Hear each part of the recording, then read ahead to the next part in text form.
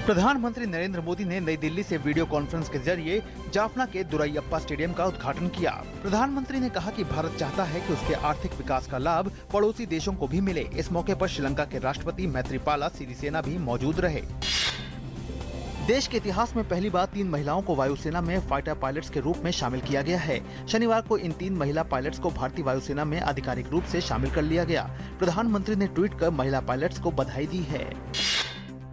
केंद्रीय गृह मंत्री राजनाथ सिंह ने शनिवार को छत्तीसगढ़ के बिलासपुर में विकास पर्व सम्मेलन को संबोधित किया। राजनाथ सिंह ने कहा कि मोदी सरकार के कार्यकाल में विश्व स्तर पर भारत के सम्मान में इजाफा हुआ है। केंद्रीय मानव संसाधन विकास मंत्री स्मृति ईरानी ने कहा है कि शैक्षिक सत्र 2016-2017 के दौरान सरकार ने देश के 6 केंद्रीय विश्वविद्यालयों में योग संकाय खोलने का निर्णय लिया है। दिल्ली में योग पर आयोजित एक राष्ट्रीय सेमिनार में उन्होंने कहा कि यूजीसी योग विज्ञान को राष्ट्रीय पात्रता परीक्षा में शामिल करने पर विचार कर रही है। केंद्रीय उद्योग एवं वाणिज्य मंत्री निर्मला सीतारमण और दक्षिण कोरिया के उद्योग व ऊर्जा मंत्री ने शनिवार को कोरिया प्लस का शुभारंभ किया। इससे भारत में कोरिया में निवेश को बढ़ावा मिलेगा। पिछले साल मई में प्रधानमंत्री की दक्षिण कोरिया यात्रा के बाद ये पहल हुई है। भाजपा अध्यक्ष अमित शाह ने शनिवार को मध्य प्रदेश के दामोह स्थित बड़े बाबा महाराज मंदिर में पूजा अर्चना की।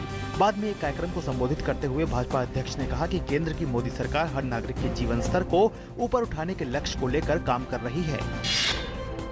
रघुराम राजन ने आरबीआई गवर्नर के रूप में दूसरा कार्यकाल लेने से मना कर दिया है। राजन ने कहा है कि वो अपना कार्यकाल समाप्त होने के बाद अध्यापन की दुनिया में लौट जाएंगे। राजन का कार्यकाल 4 सितंबर को समाप्त हो रहा है। वित्त मंत्री अरुण जेटली ने कहा है कि सरकार भारतीय रिजर्व बैंक के गवर्नर रघुराम राजन के उत्तराधिकारी की घोषणा जल्द करेगी। जेटली ने कहा कि सरकार डॉक्टर राजन के अच्छे कार्यों की सराहना करती है और उनके फैसलों का सम्मान करती है।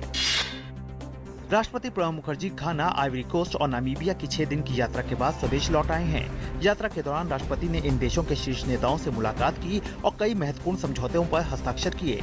उन्होंने सभी अफ्रीकी देशों के साथ घनिष्ठ संबंधों और आपसी सहयोग का भारत का संकल्प दोहराया।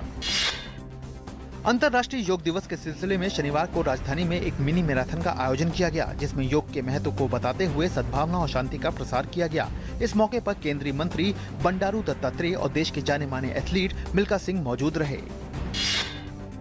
दक्षिण पश्चिम मानसून देश के पूर्वी हिस्से में पहुंच गया है। मौसम विभाग ने छत्तीसगढ़, बिहार, पश्चिम बंगाल, ओडिशा, तेलंगाना, तटीय कर्नाटक और केरल में भारी बारिश का अनुमान लगाया है। मिस्र के अब्दस राष्ट्रपति मोहम्मद मुर्सी और 2 अन्य को एक अदालत ने आजीवन कारावास की सजा सुनाई है। मुर्सी पर कतर को खुफिया दस्तावेज लीक करने का आरोप है। मुर्सी के अलावा मुस्लिम ब्रदरहुड के 6 अन्य नेताओं को मौत की सजा सुनाई गई है। बेल्जियम में आतंकवाद विरोधी अभियान के तहत 3 लोगों पर हत्या की कोशिश सहित चरमपंथ के मामले तय किए गए हैं। पुलिस ने रात भर चली धरपकड़ में ब्रसेल्स के आसपास के इलाके से 12 लोगों को हिरासत में लिया था। बाकी के 9 लोगों को पूछताछ के बाद छोड़ दिया गया है। चीन में बाढ़ और भूस्खलन की घटनाओं में अब तक 76 लोग मारे गए हैं और हजारों मकान नष्ट हो गए हैं। बाढ़ से सैकड़ों हेक्टेयर फसल तबाह हो गई है। नागरिक मामलों के मंत्रालय ने कहा है कि बाढ़ से 10 अरब युआन से ज्यादा का आर्थिक नुकसान हुआ है।